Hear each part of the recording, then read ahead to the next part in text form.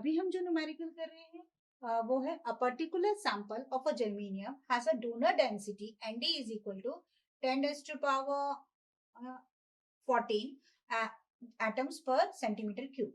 Assume that all donor atoms is to be ionized. Calculate the resistivity of the sample given that the mobility is 3900 centimeter square Vs. तो हमें क्या दे रखा है, हमें क्या निकालना है कि एक सैंपल दे रखा है जिसमें हमें डोनर डेंसिटी दे रखी है और हमें ये मान के चलना है कि सारे डोनर जो एटम है वो आयनाइज हो जाएंगे, तो हमें रेजिस्टिविटी ऑफ अ सैंपल को कैलकुलेट करना है। तो इस केस में हम ये मान के चल रहे हैं कि जो डोनर एटम मतलब हमारे पास N is much greater than P, यानी कि हमारे पास इलेक्ट्रॉन का कंसंट्रेशन ज्यादा है एज कंपेयर टू होल्स, है ना। या हम कह रहे हैं सारे आयनाइज हो रहे हैं, तो हम ये एज्यूम करने रहे हैं कि N is much greater than P।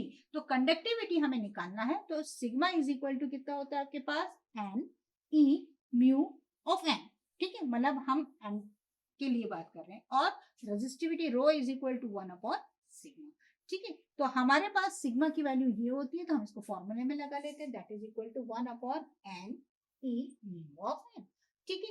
अब हमें क्या क्वेश्चन में दिखा है, क्वेश्चन में हमें दे रखा है कि अगर हमने जर्मेनियम का एक सैंपल दे रखा है और उसमें डोनर की डेंसिटी है 10 रेज़ टू पावर आपके पास 14 एटम्स पर सेंटीमीटर क्यूब, तो यानी n की वैल्यू कितनी दे रखी है हमको 10 रेज़ टू पावर 14, तो यहाँ पर n की वैल्यू की जगह मैं लिख दूं 10 रेज़ टू पावर 14। अब इलेक्ट्रॉन की संख्या हो गई, चार्ज हो गया 1.6 into 10 raise to power minus 19।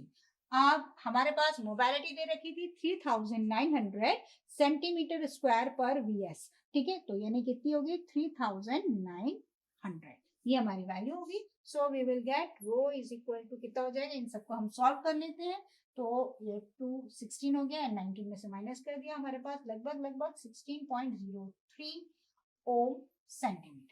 तो आपको क्या फाइंड आउट करना था, रेजिस्टिविटी ऑफ द सैंपल। तो रेजिस्टिविटी ऑफ द सैंपल जब आपने डोनर की डेंसिटी 10⁻14 रखी है और मोबाइलिटी जो है वो इलेक्ट्रॉन के लिए या एन चार्ज के लिए, एन टाइप के लिए कितना है आपका 3900, so we will get resistivity is equal to 16.03 ohm centimetre.